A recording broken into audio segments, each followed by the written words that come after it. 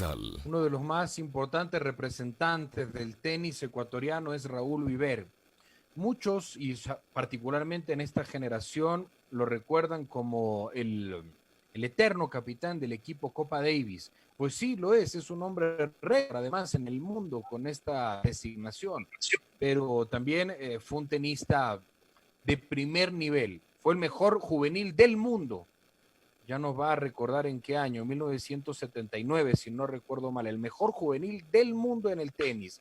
Raúl, gracias por atendernos, interrumpimos un ratito tu cuarentena, tu aislamiento, nos metemos a tu casa para entretenernos con este deporte que tanto nos gusta. ¿Cómo estás? Sí, buenas tardes. Sí, ahora yo creo que todos estos programas son muy buenos, ahora que estamos en esta cuarentena, mantener a la gente conectada al deporte y en específico al tenis, que es lo que vamos a hablar hoy. Un gusto hablar contigo. ¿Tienes una cancha de tenis en tu casa? No, o ¿La sea, tenías cuando niño? en el complejo, en la urbanización donde vivo hay una, pero no se puede jugar ni nada. Sí, cuando chico, sí, mi papá teníamos una cancha de tenis. Que no tenía, por el espacio, no tenía las líneas de dobles, era una cancha solo como de individuales y tampoco tenía mucho espacio atrás. Pero sí, ahí jugué bastante también con mi papá, amigos del barrio también. ¿Fue importante esa canchita de tenis en tu vida profesional, haber practicado desde tan niño ya el deporte? Sí, yo creo que fue importante, aunque a mí de más chico me gustaban otros deportes. Y jugábamos en esa cancha con amigos, jugábamos fútbol, jugábamos básquet, la usábamos menos para tenis. Mi papá es que lo usaba más los fines de semana. Y poco a poco me fui metiendo al tenis. Mi papá siempre me decía, juega más tenis, tú tienes buenas aptitudes. Después yo había empezado en la escuela del Guayaquil Tennis Club, que la dirigía Miguel Olvera. Y después me salí, como te decía, me gustaba mucho el fútbol, el básquet. Y después retomé, mi papá me decía, siempre me insistía, juega, pero no me obligaba, hasta que de repente como que me entró esas ganas de jugar, empecé a jugar, me empezó a ir bien en mi categoría. El primer torneo lo jugué a los 12 años, empecé a tener buenos resultados y ahí me quedé en el deporte, ya me apasioné con el tenis. ¿Te gustaba el fútbol? Para esas épocas, para esos años, ¿como quién querías ser? ¿Cuáles eran tus referentes? No sé si de equipos o de jugadores, pero cuando uno es niño y patea la pelota, siempre se pone un apellido en la espalda.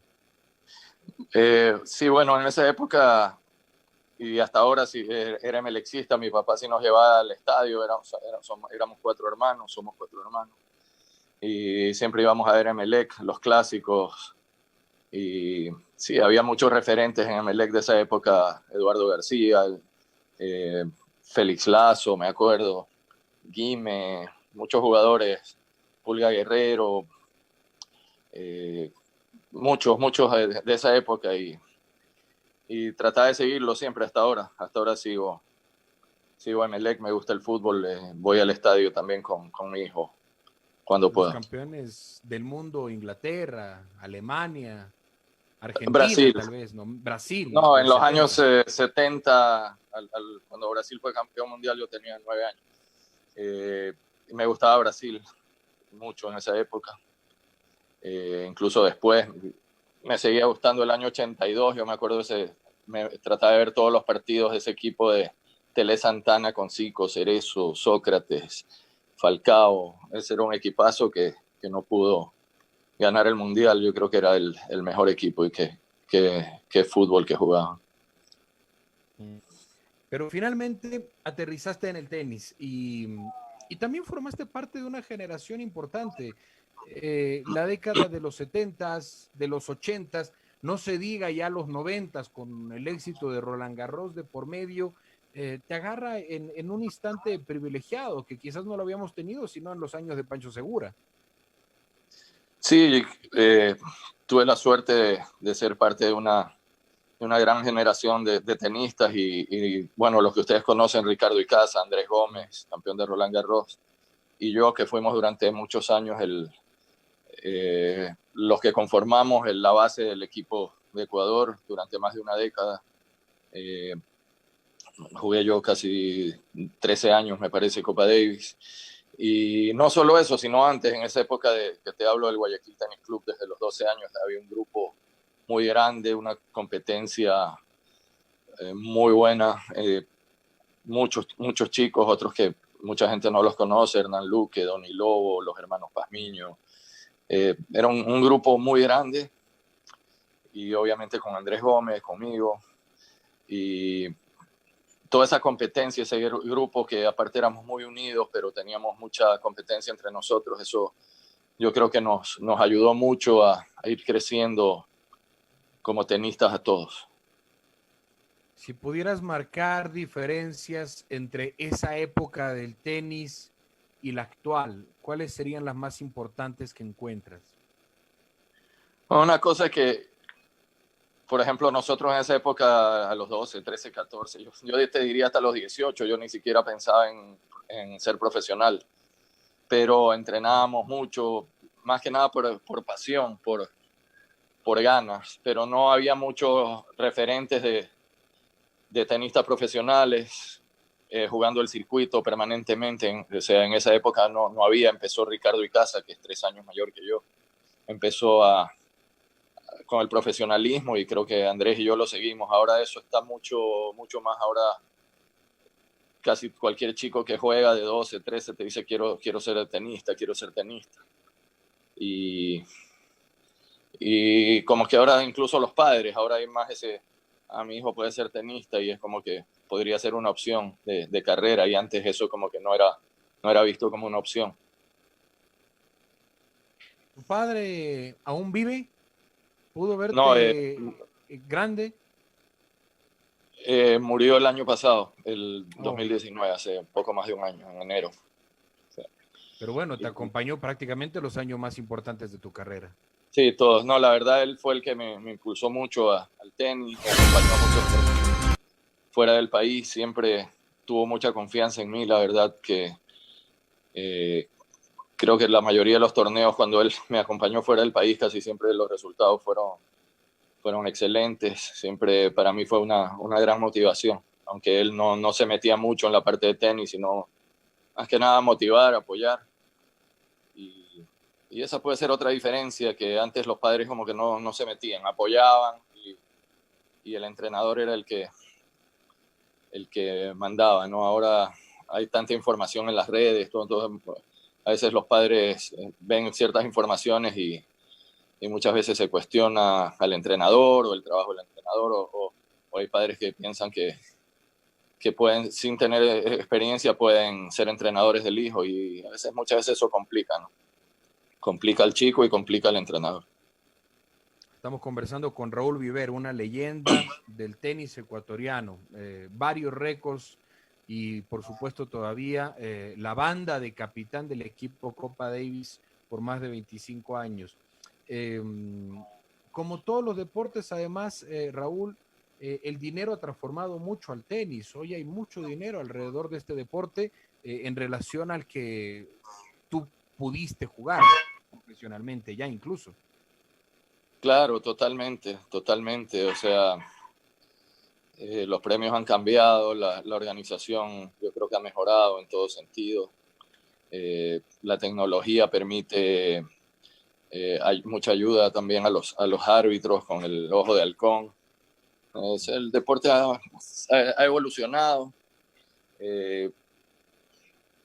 Mira que la época, por ejemplo, de Segura, se hizo profesional, que en esa época ser profesional ellos eran un grupo de unos 8 jugadores que viajaban y jugaban en distintas ciudades, y los profesionales en esa época no podían jugar torneos como Wimbledon, Roland Garros, US Open, y la Copa Davis tampoco. Entonces eso totalmente cambió con la era abierta a partir del año 68, que como lo dice, eso lo llaman la era abierta, que se abrió para todos, profesionales y amateurs, jugar Wimbledon. Y ahora prácticamente los que los que juegan esos torneos grandes ya son profesionales, aunque se dan casos como el de, por ejemplo, McEnroe, que siendo estudiante universitario jugó la clasificación en Wimbledon y llegó hasta las semifinales. Entonces, ahora está abierto. Para los 100 mejores del mundo hay mucho dinero. Eso es algo que se habla, que también tal vez subir los premios para los que no están dentro de los 100 mejores para abajo, que tienen mucha dificultad. Y países, por ejemplo, como el nuestro, sí estamos en una desventaja. Primero por el factor económico, segundo por el factor geográfico. O sea, para un chico acá, incluso juvenil, salir a competir a Colombia, muchas veces un pasaje a Colombia, dependiendo de la época, pasaje de avión a Cali o Bogotá te puede llegar a salir más que un pasaje a Madrid en ciertas épocas de alta demanda, ¿no? Entonces, en Europa todo es más. Yo creo que los europeos la tienen mucho más fácil, tienen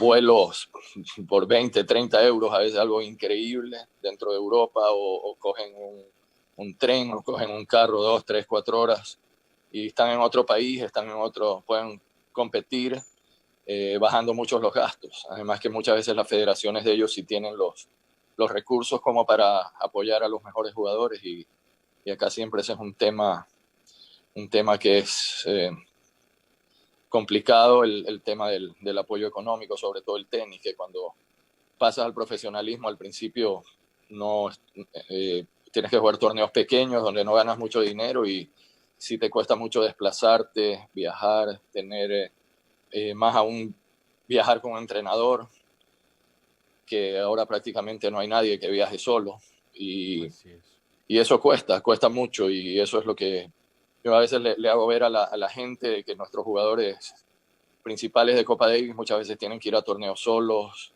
o a veces se unen a un grupo de jugadores extranjeros que tienen un entrenador y entran ahí como para compartir los gastos, pero muchas veces no pueden tener su equipo de trabajo permanente, su entrenador, su preparador físico, psicólogo,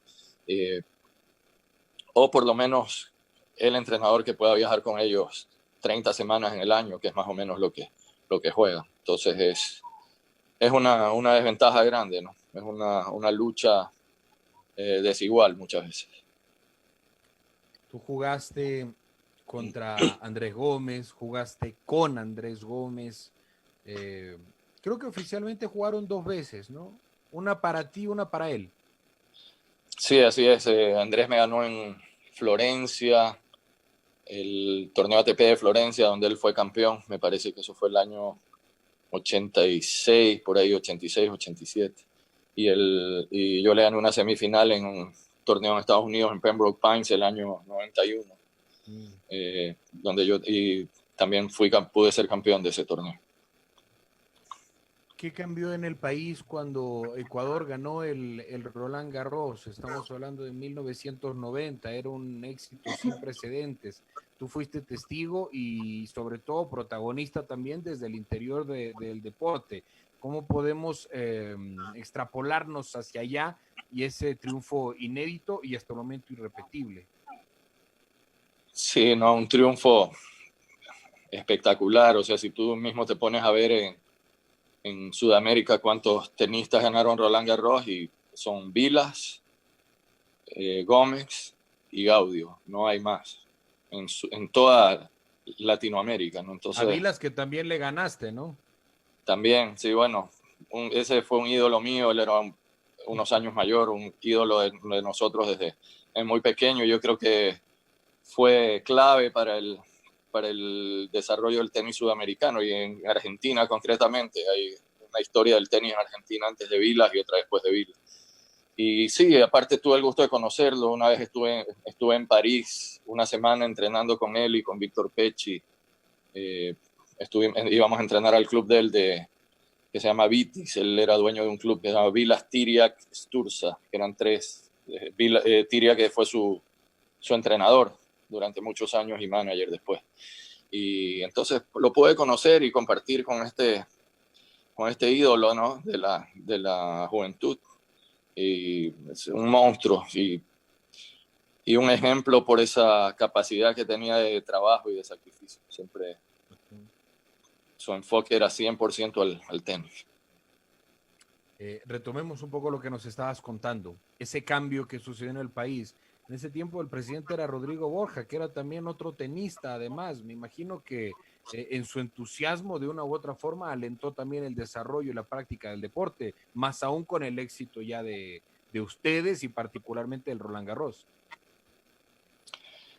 Sí, sí, supe que Rodrigo Borjas incluso participó representando a Ecuador en algunos sudamericanos juveniles y era muy entusiasta del tenis cuando había eventos allá, siempre estaba presente. Entonces, la verdad, como te digo yo, el apoyo siempre es complicado por las cifras que se manejan en tenis, lo que cuesta verdaderamente apoyar un tenista, su paso al profesionalismo, mismo el tenis de desarrollo, desde infantiles, juveniles. Yo creo que acá, a pesar de los resultados que siempre ha tenido el tenis y los éxitos que le ha dado al país, la inversión no ha sido mucho, siempre son más esfuerzos privados. Sí ha habido momentos que ha habido ciertas ayudas de los gobiernos de turno, pero como te digo, estamos en desventaja frente a otros países. Muchas veces no puede ser que no es que no lo quieran hacer, sino la falta de recursos, ¿no? Entonces, y también muchas veces en ciertos tratos que he tenido con gente del Ministerio del Deporte, el tenis es muy diferente a otros deportes. Deportes como atletismo, pesas, tienen ya sus competencias programadas 3, 4, 5 veces en el año, y el tenis son 30 semanas en el año, y eso a veces como que es algo a lo que no están acostumbrados los dirigentes, y entonces cuando presentas un plan, un presupuesto sobre eso es complicado. El hecho también de que otros deportes un entrenador puede viajar a un torneo con 10, con 15 jugadores o atletas. En cambio en tenis es más complicado eso. A veces los circuitos de hombres y de mujeres son separados, los torneos juveniles son separados de los profesionales, mismo dentro del profesionalismo hay distintas etapas: la etapa de los jugadores que están comenzando, juega futuros, torneos futuros, después la etapa de Challengers y la etapa de torneos ATP. Entonces, a veces es como que complicado comprender que se necesita más técnicos viajando, más entrenando jugadores, y obviamente eso cuesta, ¿no? Y se comprende comprendo que sea muchas veces complicado destinar los recursos que se necesitan, pero que otros países los tienen. O sea, cuando me cuentan que los presupuestos de Estados Unidos anuales son 500, 600 millones de dólares para el tenis, o sea, entonces, mismo Japón ahora, viajamos a Japón y Danilo Carrera, presidente de la Federación de Tenis, se reunió con el presidente de la Federación Japonesa de Tenis, y ellos decían que el presupuesto de ellos anual era me parece algo así como 27 o 29 millones de dólares, y el presupuesto de la Federación Ecuatoriana es $120,000. Entonces, todo eso nos pone en una lucha muy desigual. Uno de los importantes promotores, no solamente del país, Raúl, sino del mundo, si estamos hablando del aliento privado, han sido las empresas de bebidas alcohólicas, las cervecerías, ¿no? No sé si en algún momento las restricciones terminaron por afectar al tenis. No sé cuál sea tu apreciación, dado que efectivamente, tanto en Ecuador como en el mundo, la industria cervecera es una de las más importantes recursos con los que cuenta la disciplina. Sí, sí, bueno, yo creo que acá sí afectó, porque acá una marca de cerveza sí fue siempre uno de los principales auspiciadores, tanto de la federación como a la vez privado. Yo me acuerdo cuando fui entrenador de Nicolás Lapenti, y Nicolás termina 2 del mundo, gana el Orange Bowl, enseguida a raíz de eso firmó enseguida con una marca de cervezas y con un banco local, y pudo tener ese auspicio, y se pudo hacer un buen trabajo con él, viajábamos todo el año juntos y no había ese problema de restricción económica. Y sí, definitivamente esa marca de cerveza estuvo muchos años apoyando tanto a la federación como a tenistas individuales. Sí, definitivamente sí. Esa restricción yo creo que al tenis especialmente sí afectó bastante. Incluso torneos, hubo torneos que la que era el principal sponsor y luego eso complicó el desarrollo de ciertos torneos, ¿no? Que tal vez tuvieron que cancelarse. Y en esta última parte, volviendo a la actualidad, ¿qué va a pasar con este equipo que ha logrado ese milagro en Japón, ¿no? Derrotar con $130,000 de presupuesto, si no recuerdo mal lo que acabas de mencionar, a los 27 millones de Japón y meterse en el grupo mundial, en la élite, en lo más alto que tiene el tenis mundial. ¿Qué crees que va a pasar? ¿Qué tiene este grupo de aquí en adelante? Sí, bueno, ahora tenemos que esperar un poco a ver qué pasa, que se normalice la situación. Los jugadores están en sus casas tratando de mantenerse físicamente como pueden, haciendo lo que mejor puedan hacer para no perder totalmente la condición física. Y bueno, esperar. Primero ver si esta situación mejora y se juega la Copa Davis en noviembre en Madrid. Sabemos que España es uno de los países más afectados en el mundo y bueno, tendría que haber un cambio importante en esta situación para que no se suspenda la Copa Davis, ¿no? Esperemos que poco a poco se pueda retomar, ojalá tal vez en los meses de agosto, septiembre, octubre, poder, aunque sea, competir en ciertos torneos para poder llegar en una mejor forma a la Copa Davis.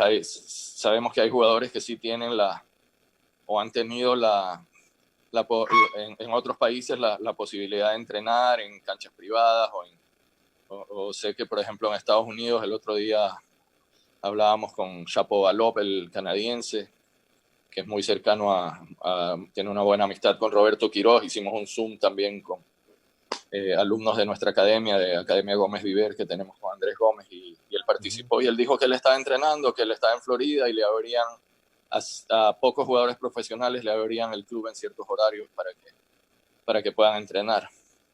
Entonces, depende mucho de eso, ¿no? Hay algunos que van a tener una mayor ventaja.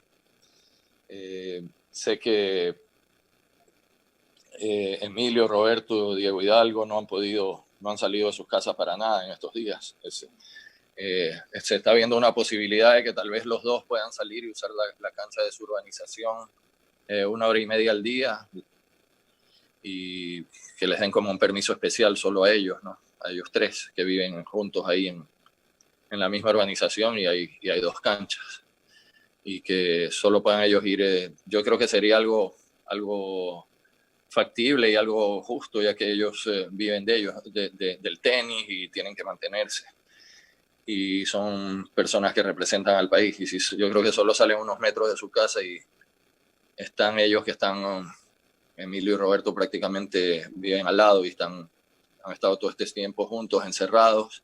Diego Hidalgo también, cuando vinimos de Japón, se hizo el examen del coronavirus y salió negativo. O sea, gracias a Dios ninguno ha tenido problemas de salud, así que ojalá se pueda arreglar algo para que puedan, aunque sea, pegarle un poco a la pelota 1 hora y media al día o algo así, ¿no?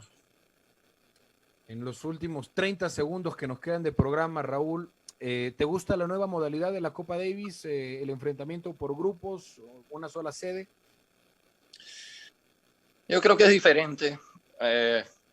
Está comenzando, hay que ver cómo se desarrolla esto a lo largo de los años, pero a mí me gustaba bastante el formato anterior, o sea, al mejor de 5 sets, jugar de local o de visitante, eso se pierde para los 18 equipos que juegan ahí.